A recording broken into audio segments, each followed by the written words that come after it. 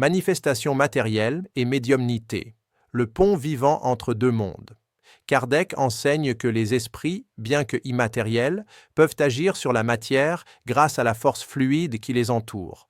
En combinant leurs fluides avec ceux des médiums, ils produisent des effets tangibles, bruit, déplacement d'objets, écriture automatique, communication et matérialisation. Rien de tout cela n'est surnaturel. Tout s'explique par l'interaction de deux plans de la nature, le spirituel et le matériel, unis par le fluide universel. L'esprit est une volonté agissante, et le fluide est l'instrument de cette volonté. Lorsqu'il y a une affinité vibratoire entre l'esprit et le médium, il se produit un phénomène de résonance énergétique. Les fluides vitaux du médium, une sorte d'énergie vitale condensée, servent d'intermédiaire que l'esprit utilise pour agir sur le monde physique. Cette force peut être canalisée consciemment ou non, selon la sensibilité du médium. La physique moderne offre des analogies remarquables pour ce processus. Dans le champ quantique, les particules se comportent comme des ondes qui interagissent selon des schémas subtils d'énergie et d'information. De la même manière, l'esprit, étant une conscience vibratoire, module le champ fluide, interférant avec l'état énergétique de la matière. Les manifestations physiques sont donc des phénomènes de transfert d'énergie d'un plan à un autre, un échange entre dimensions de la réalité. Kardec décrit divers types de manifestations, mouvements spontanés d'objets, expliqués par l'action fluide concentrée, bruits et coups intelligents, résultant de la combinaison des fluides spirituels avec l'ectoplasme du médium, écriture automatique et psychographie, où l'esprit utilise le système nerveux ou musculaire du médium, matérialisation, lorsque les fluides spirituels se condensent au point de former des figures temporaires ou même tangibles.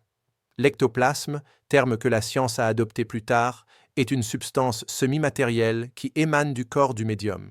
Kardec décrivait déjà ce fluide comme un élément intermédiaire, permettant à l'esprit de produire des effets physiques.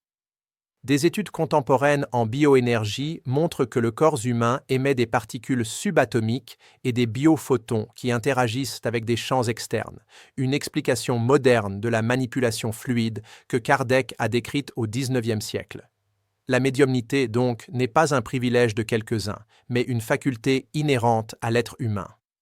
Tous possèdent, à un degré plus ou moins grand, une sensibilité aux esprits, tout comme tous entendent des sons ou voir de la lumière à différentes intensités.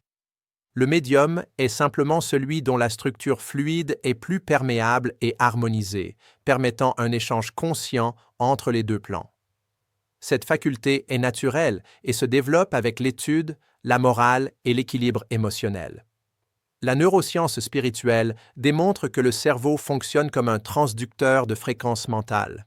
Pendant les états médiumniques, certaines zones liées à la perception et au langage s'activent intensément, tandis que le sens de l'ego diminue, permettant l'entrée d'informations extrasensorielles.